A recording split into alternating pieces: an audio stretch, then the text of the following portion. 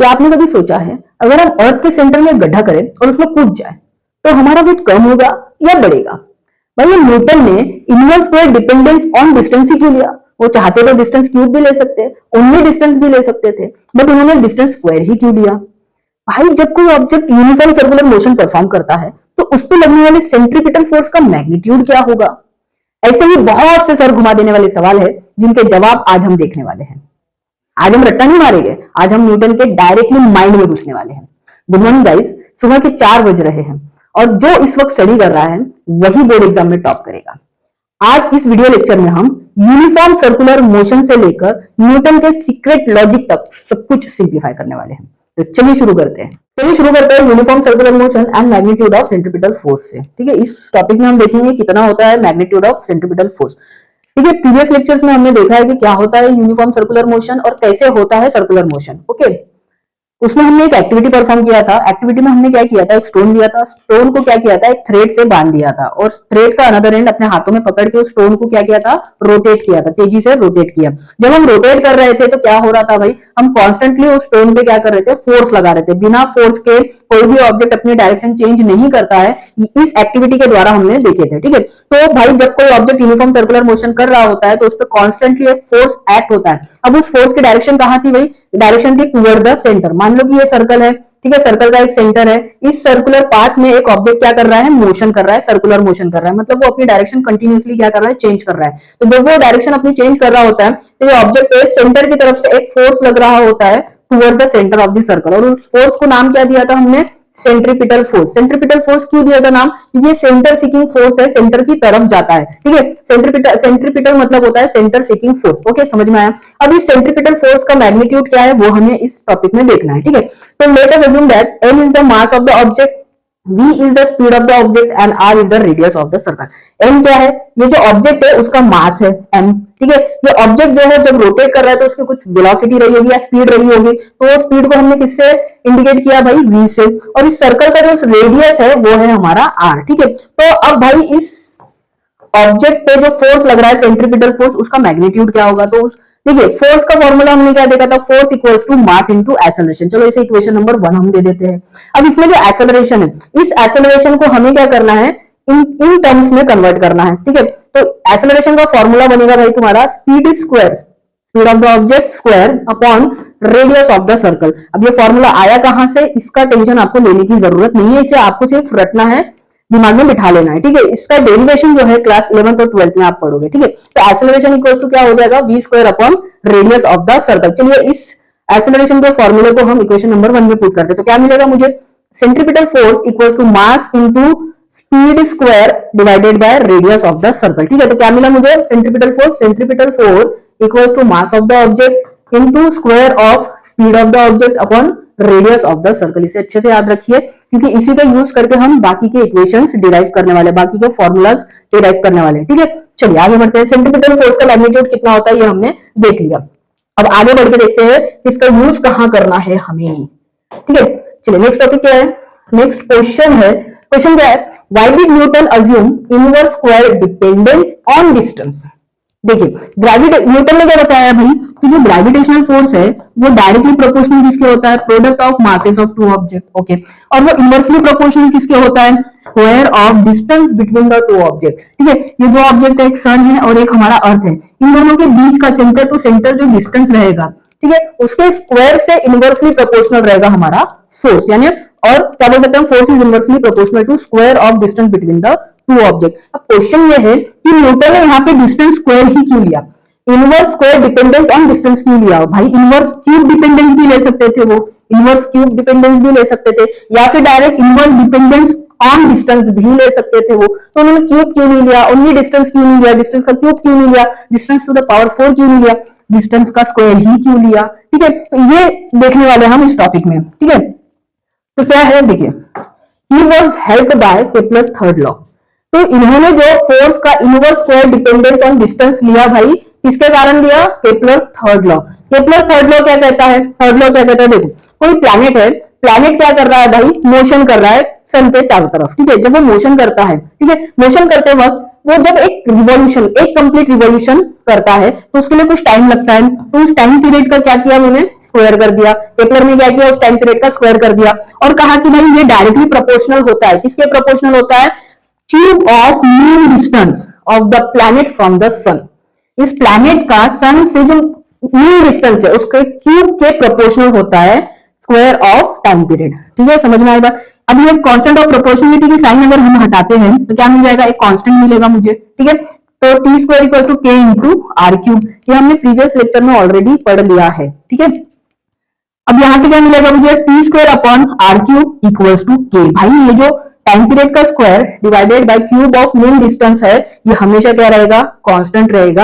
यही Kepler's third law कहता है। ठीक है, तो अभी हमने देखिए दो चीजें देख लिया, एक तो हमने सेंट्रीपिटल फोर्स की वैल्यू देख लिया, मैग्नीट्यूड देख लिया, क्या था भाई, mass of the object, speed of the object का square divided by radius of the circle. ठीक है, रेडियस ऑफ द सर्कल है, इसे हम कह सकते हैं रेडियस ऑफ द सर्कल क्या हो सकता है, distance between the two object, है ना, इसे हम डिस्टेंस भी बोल सकते हैं। ठीक है, radius of the circle is the distance between the two object. अब देखिए यहाँ पे आगे बढ़ते हैं।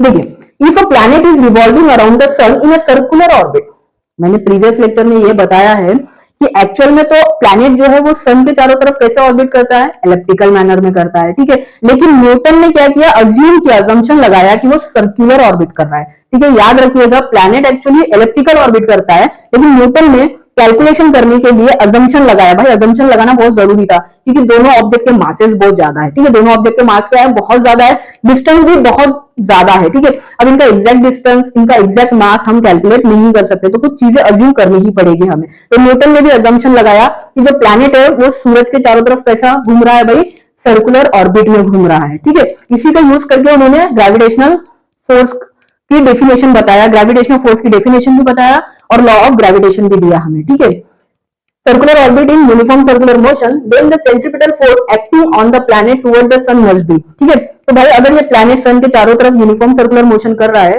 जैसे कि न्यूटन ने अज्यूम किया, तो भाई इस प्लैनेट पे क्या कर रहा होगा, सन एक फोर्स लगा रहा होगा जो कहां पर होगा, टुवर्ड्स द सन, यानी towards the centre of the circle, जिसे हमने पहले क्या नाम दिया है, सेंट्रीपिटल फोर्स। ठीक है, तो भाई अर्थ पे जो सेंट्रीपिटल फोर्स लग रहा है उसका मैग्नीट्यूड क्या हो जाएगा, centripetal force acting on earth will be equals to mass of sun, क्या होगा, mass of sun into square of speed, sorry mass of earth, sorry by mistake sun निकल गया, mass of earth, mass of earth square of speed of earth. भाई earth घूम रहा है तो उसकी कुछ स्पीड होगी। ठीक है, तो उसका square divided by distance between the sun and the earth, earth और सन के बीच का जो डिस्टेंस है वो रेडियस, अर्थ और सन के बीच का जो डिस्टेंस है वही सर्कल का रेडियस बनेगा कि नहीं बनेगा भाई। ठीक है, तो मैंने यहाँ पे आर की जगह क्या लिया है, डी लिया है, distance between the two object that is the sun and the planet या फिर अर्थ। ठीक है, वही हमारे सर्कल का रेडियस है। ठीक है, तो भाई ये हो गया centripetal force acting on the अर्थ।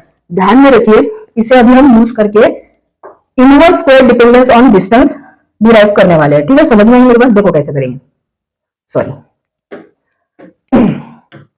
चलो, हमने क्या क्या देखा, हमने देखा कि केपलर्स लॉ क्या कहता है, Kepler's third law, Kepler's third law, third law क्या कहता है, थर्ड लॉ कहता है टाइम पीरियड का स्क्वायर डिवाइडेड बाय, यहां पे हमें डी लेना है। देखिए ये मेरा सर्कल है, ठीक है, इस सर्कुलर पाथ में मेरा प्लैनेट जो है वो क्या कर रहा है, ऑर्बिट कर रहा है और बीच में हमारा सन है, ये मेरा प्लैनेट है और ये मेरा सन है। ठीक है, ये प्लैनेट क्या कर रहा है, सर्कुलर मोशन में कर रहा है, तो देखिए सन से अर्थ का जो डिस्टेंस है वो डी मैंने माना। ठीक है, और सन के सेंटर से अर्थ, सॉरी प्लैनेट के सेंटर तक का जो डिस्टेंस है वो ऑब्वियसली क्या हो जाएगा, रेडियस ऑफ द सर्कल भी हो जाएगा। तो यहाँ पे ध्यान में रखिए आर यानी radius of the circle is equals to distance between the sun and the planet. ठीक है, ध्यान में रखिएगा। ठीक है, तो आर इक्वल्स टू क्या मिला मुझे, डी मिला, ये मैंने यहाँ पे साइड में लिख के रख दिया है। ठीक है, चलो अब यहाँ पे केपलर्स थर्ड लॉ क्या कहता है, टाइम पीरियड का square divided by cube of mean distance between the planet and the सन।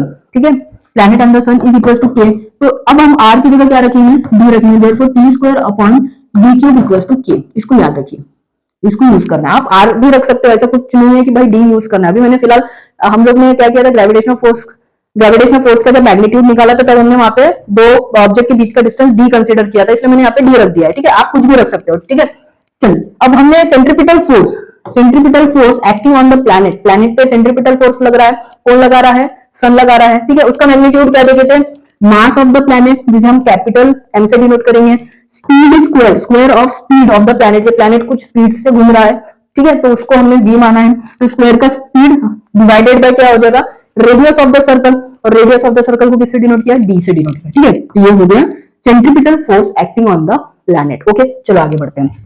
यहाँ पे देखिए ये जो स्पीड है, ये स्पीड का हम मैग्नीट्यूड निकालते हैं, क्या होगा देखो, स्पीड का फॉर्मूला क्या होता है, speed equals to distance travelled by the object, distance travelled by the object divided by time taken to travel that distance, ठीक है, यही फॉर्मूला होता है स्पीड का।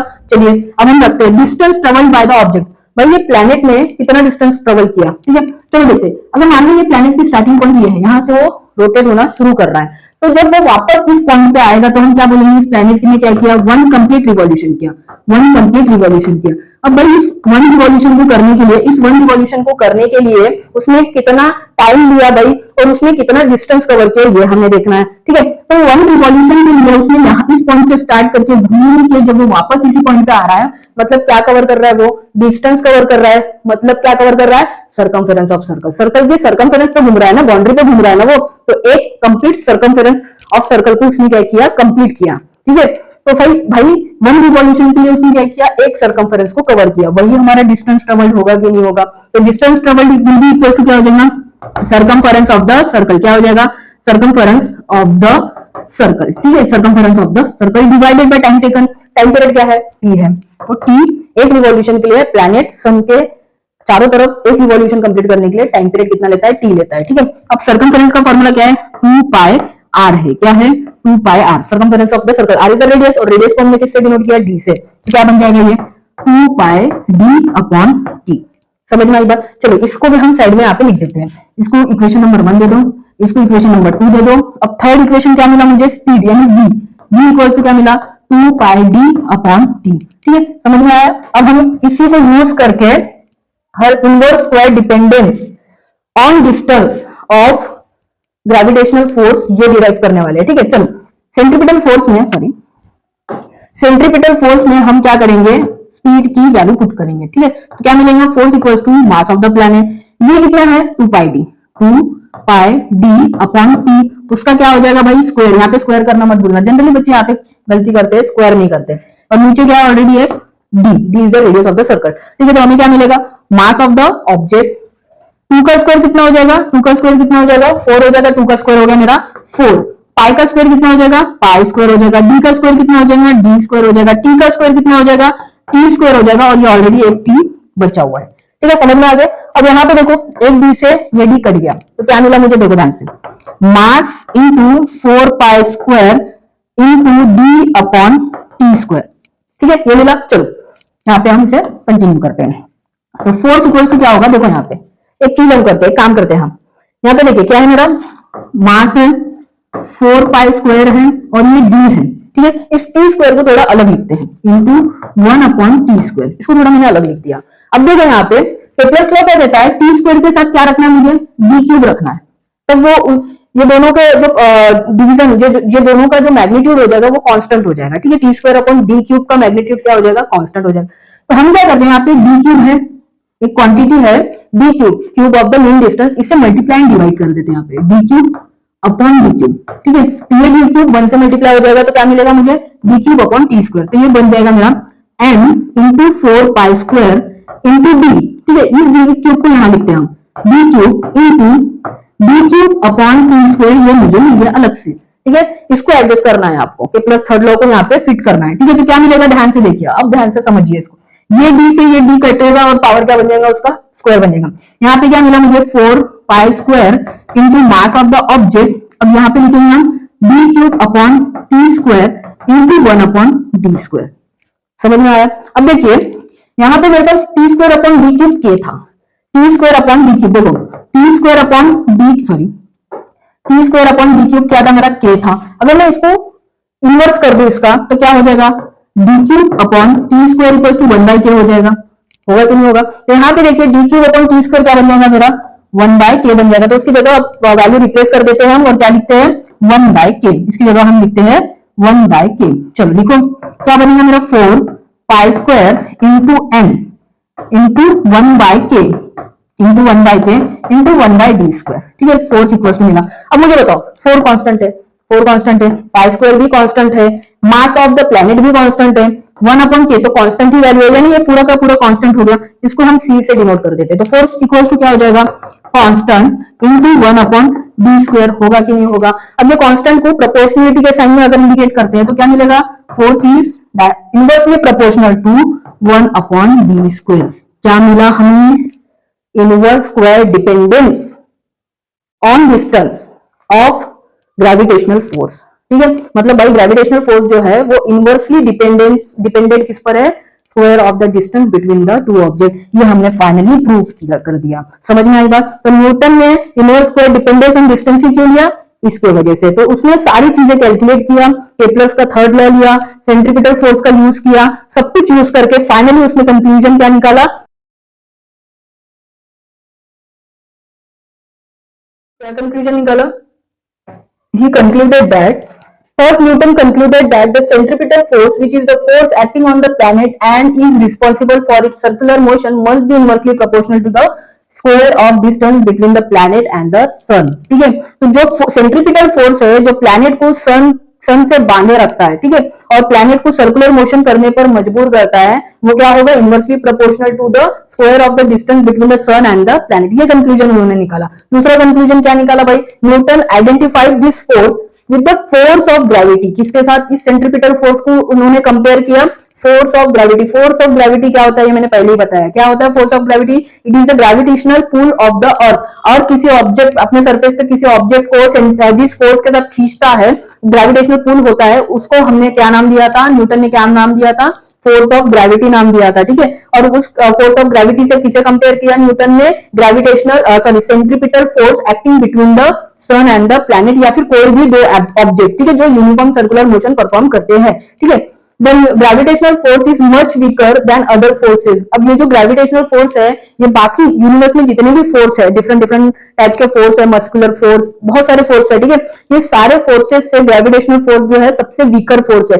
फिर भी ये बहुत इंपॉर्टेंट है। क्यों है भाई, but it control the universe and decides its future. भाई ये जो फोर्स है पूरे यूनिवर्स को कंट्रोल कर रहा है और उसका फ्यूचर डिसाइड करता है। ठीक है, किसी भी ऑब्जेक्ट की स्पीड जो है, प्लैनेट की स्पीड कम ज्यादा हो रही है, वो किसके कारण हो रही है, इसी फोर्स के कारण हो रही है। ठीक है, आगे क्या कंक्लूड किया उन्होंने, this is possible because of the huge masses of the planet, stars and other constituents of the universe. Gravitational force जो है भाई वो इतने वीक होने के बावजूद भी, उसका मैग्नीट्यूड बहुत कम होने के बावजूद भी वो बहुत ही इंपॉर्टेंट फोर्स क्यों बन पाया, because of the huge masses of planets, stars and other constituents of the universe। समझ में आई बात। ठीक है, अब importance of Newton's universal law of gravitation. ठीक है, इसका जो इंपॉर्टेंस है वो बहुत ही इंपॉर्टेंट है, इसको अच्छे से समझो, इसका क्या इंपॉर्टेंस है। देखो, this law explain successfully with great accuracy. ठीक है, ग्रेट एक्यूरेसी, एक्यूरेसी का मतलब 100% एक्यूरेट नहीं है वो, लेकिन बहुत ज्यादा प्रिसाइज है भाई, बहुत ज्यादा नियर टू प्रिसीजन है। ठीक है, ग्रेट एक्यूरेसी के साथ ये क्या एक्सप्लेन करता है, the force that binds the object on the earth to the earth. Earth पर, अर्थ के सरफेस पे जितने भी ऑब्जेक्ट है, आप हो, मैं हूं, चेयर से, कोई भी हो, ठीक है, सारे ऑब्जेक्ट अर्थ से जुड़े हुए हैं। ठीक है, इसके पीछे में कौन सा फोर्स है, ग्रेविटेशनल फोर्स है। तो ये Newton's universal law of gravitation जो है वो क्या हमें, उसका इंपॉर्टेंस क्या है, क्योंकि यही जो होता है, यही जो लॉ है, ये हमें बताता है अर्थ के सरफेस पे जो भी ऑब्जेक्ट है वो अर्थ से कैसे बंधे हुए हैं। दूसरा क्या बताता है, motion of the moon and the artificial satellite around the earth. Earth के चारों तरफ घूमने वाले सैटेलाइट, चाहे वो नेचुरल हो या आर्टिफिशियल हो, उनका जो मोशन है वो चारों तरफ घूम कैसे पा रहे हैं, वो कौन बताता है, यूनिवर्सल लॉ ऑफ ग्रेविटेशन बताता है, अच्छे से एक्सप्लेन कर पाता है। ठीक है, motion of the planets, asteroids, comets etcetera around the sun. Sun के चारों तरफ घूमने वाली चीजें, चाहे वो प्लैनेट्स हो, कॉमेट्स हो, एस्ट्रॉइड्स हो, जो भी हो, ठीक है, वो आसानी से सन के चारों तरफ एक फिक्स्ड ऑर्बिट में कैसे घूम पा रही है, वो भी कौन ग्रेट एक्यूरेसी के साथ बता सकता है भाई, universal law of gravitation. Lastly, the tides of the sea due to the moon and the sun. Sun और मून के कारण जो हाई टाइड्स और लो टाइड्स होते हैं, ठीक है, टाइड्स का मतलब ये होता है कि पानी के फ्लो में कमी हो जाना या फिर बहुत ज्यादा बढ़ जाना। पानी का जो फ्लो होता है वो तेजी से बढ़ जाता है, ठीक है, एक डायरेक्शन में बहुत तेजी से वाटर फ्लो होने लगता है, या फिर उसकी स्पीड क्या हो जाती है, कम हो जाती है। लहरें बोलते हैं ना, बहुत तेज लहरें उठ रही है, ठीक है, या लहरें कम हो जाती है, उसी को हम कहते हैं टाइड्स। ठीक है, ये टाइड्स किसके वजह से क्रिएट होते हैं, सन एंड मून के वजह से। ठीक है, तो इसे भी एक्सप्लेन करता है कि भाई ये टाइड्स क्यों क्रिएट होते हैं, भाई ये टाइड्स क्यों उठते हैं। ठीक है, ये भी कौन एक्सप्लेन करता है? Newton universal law of gravitation. ठीक है, समझ में आया न्यूटन ने क्या कंक्लूजन निकाला भाई? क्यों inverse square dependence on distance of gravitational force लिया। दूसरा Newton universal law of gravitation के क्या इंपॉर्टेंस है। ठीक है, समझ में आया। चलो आगे बढ़ते हैं। अब कुछ क्वेश्चन हम देखेंगे। देखिए पहला क्वेश्चन है, is there a gravitational force between two objects on the table. Table पे कोई भी दो ऑब्जेक्ट है, मान लो कि ये मेरे पास एक पेन है और ये है मेरा रिमोट। ठीक है, और डिजिटल बोर्ड का रिमोट है। क्या इन दोनों ऑब्जेक्ट के बीच में कोई फोर्स एक्ट कर रहा है? ये क्वेश्चन पूछा है। ठीक है, टेबल पे कोई भी ऑब्जेक्ट पड़ा हुआ है, क्या उन दोनों ऑब्जेक्ट के बीच में फोर्स एक्ट कर रहा है? और between you and your friend, अब तुम हो, तुम्हारे पास में अगर तुम्हारा कोई दोस्त बैठा हुआ है, तो क्या तुम दोनों के बीच में ग्रेविटेशनल फोर्स एक्ट कर रहा है? Sitting next to you, if yes why don't the two object move towards each other. देखो हमने ये पढ़ा है भाई, सन और अर्थ के बीच में क्या होता है? ग्रेविटेशनल फोर्स लगता है। अर्थ और अर्थ के जो सरफेस पे जो भी ऑब्जेक्ट रहते हैं उस पर भी ग्रेविटेशनल पुल लगता है, अर्थ का ग्रेविटेशनल पुल। देखिए अगर आप ऊपर की ओर कूदते हो तो आप कहाँ आओगे? नीचे की ओर आ जाओगे, यानी अर्थ के सरफेस पे आके टकरा जाओगे। ठीक है, तो ये क्यों होता है? क्योंकि अर्थ ग्रेविटी क्या करती है? अर्थ ग्रेविटेशनल फोर्स क्या करता है? आपको नीचे की ओर खींच लेता है। तो आप क्या कर रहे हो? अर्थ के सरफेस से चिपकते हो। ठीक है, अब क्वेश्चन ये पूछा है, अगर दो ऑब्जेक्ट के बीच में ग्रेविटेशनल फोर्स लग रहा है तो वो दोनों ऑब्जेक्ट आके चिपकते क्यों नहीं है? ठीक है, तो इसका आंसर हमें देखना है।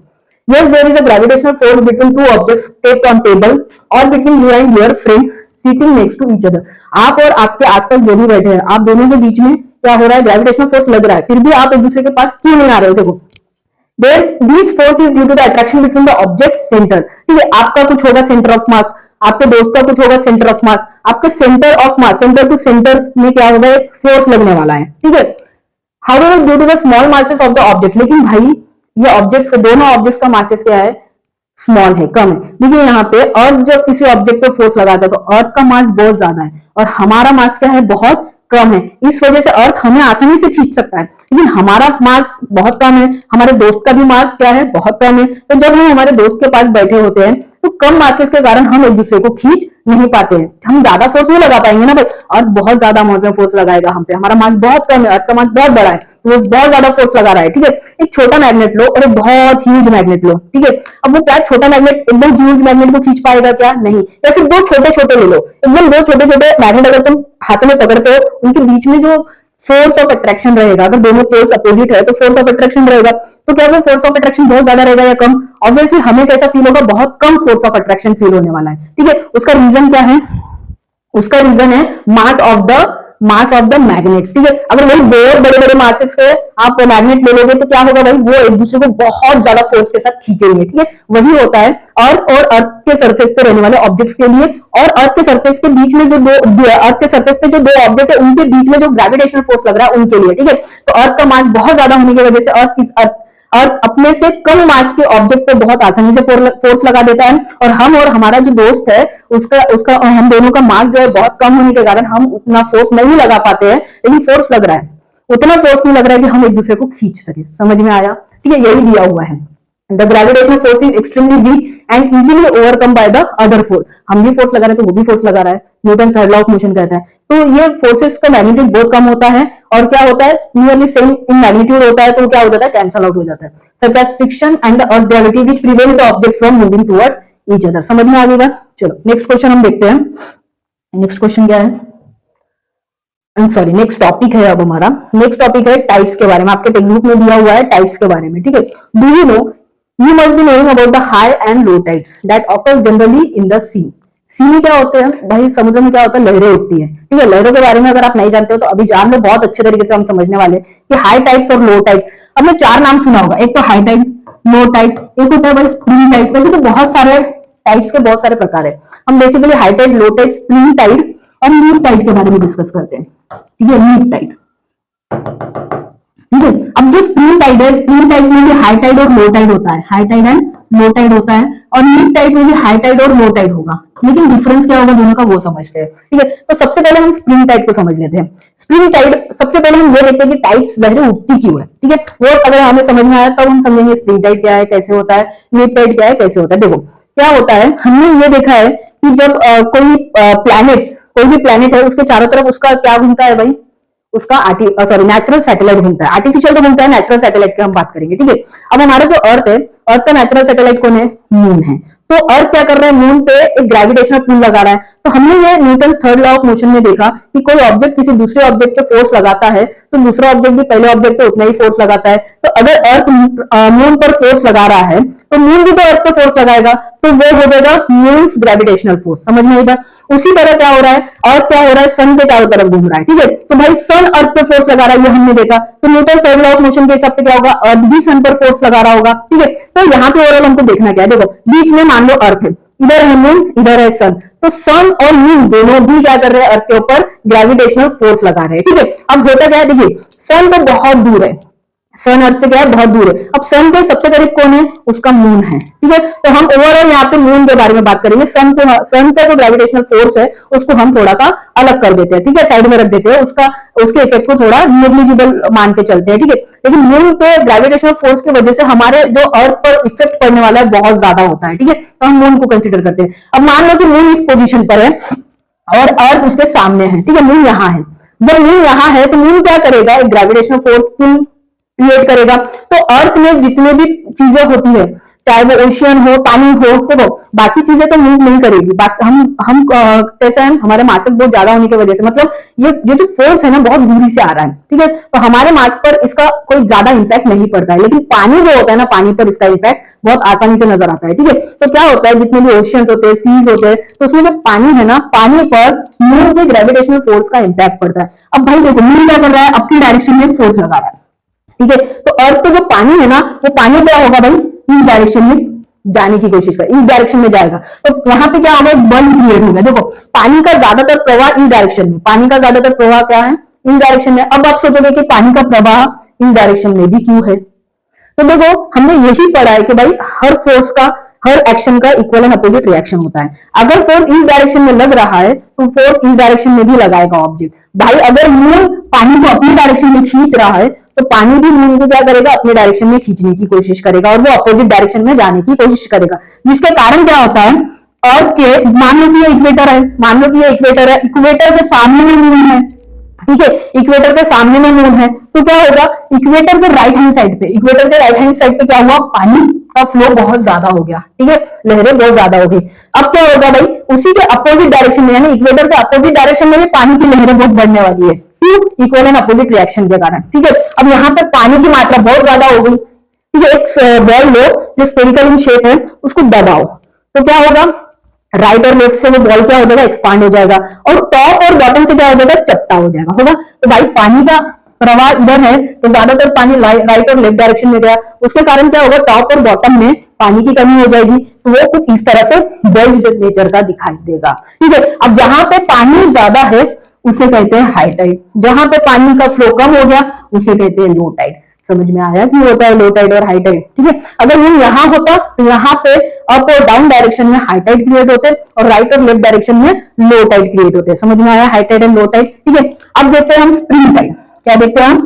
Spring Tide. स्प्रिंग टाइड क्या होगा भाई? स्प्रिंग टाइड कब होता है? देखो स्प्रिंग टाइड में क्या होता है, जो हाई टाइड का जो मैग्नीट्यूड होता है, यानी पानी का जो फ्लो का है ना मैग्नीट्यूड होता है, बहुत ज्यादा होता है। क्या होता है? बहुत ज्यादा। और मिड टाइड में क्या होता है? हाई टाइड, मिड टाइड में जो हाई टाइड क्रिएट होगा उसका मैग्नीट्यूड बहुत कम होगा, ठीक है, लोएस्ट रहेगा और ये पीक पॉइंट पे रहेगा, ठीक है। अब ये कैसा होता है देखो, स्प्रिंग टाइड में क्या होता है? सन, अर्थ और मून एक ही लाइन में आ जाए। क्या कहा मैंने?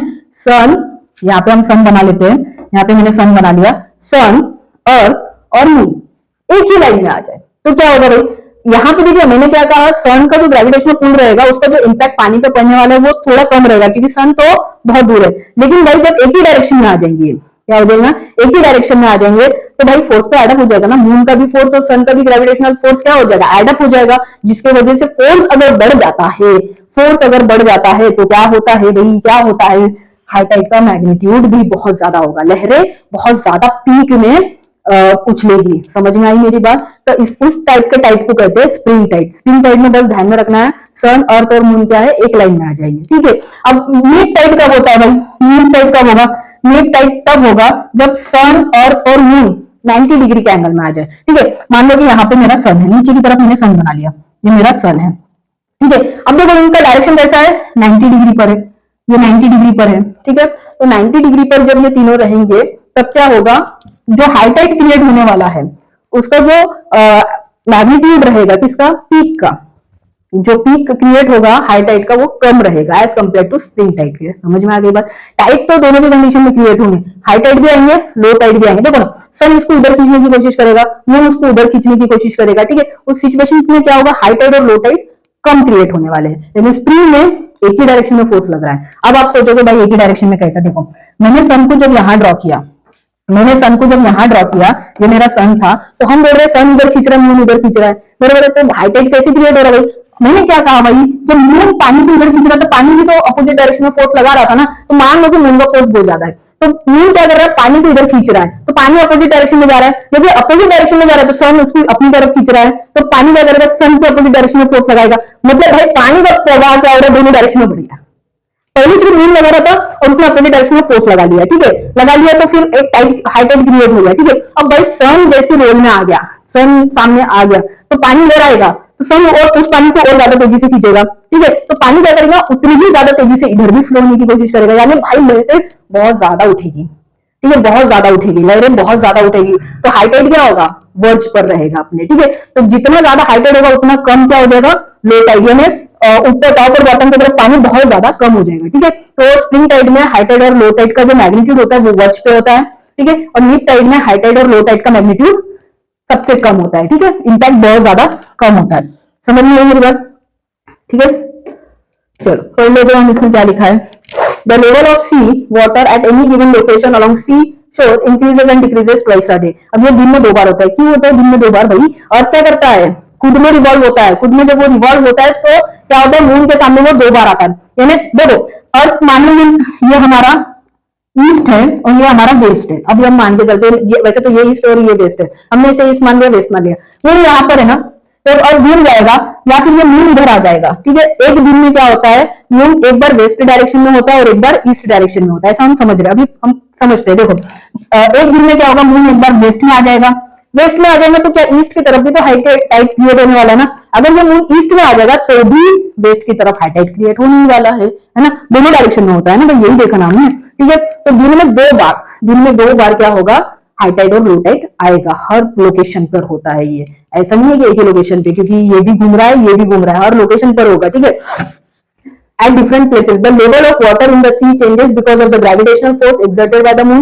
Water directly under the moon get pulled toward the moon, and the level of water goes up, causing high tide at that place. At the 2 places on the earth, at 90 degree from the place of high tide, the level of water is minimum. ठीक है, क्या बोल रहा है, अगर high Tide इस direction में create हो रहा है तो लो टाइड का होगा उसके 90 डिग्री पर होगा। समझ में आई बात। तो कोई भी 2 प्लेसेस पे जब हाई टाइड क्रिएट होगा तो उस प्लेस से 90 डिग्री पर जो प्लेसेस रहेंगे वहां पे लो टाइड क्रिएट होने वाला है, ठीक है। Level of the water is minimum and low tides occur there as shown in the figure. समझ में आ गया high tide and low tide. तो ये था भाई concept high tide and low tide का, और इसे किसने एक्सप्लेन किया आसानी से, Newton's laws of universal gravitation. समझ में आया, चलो।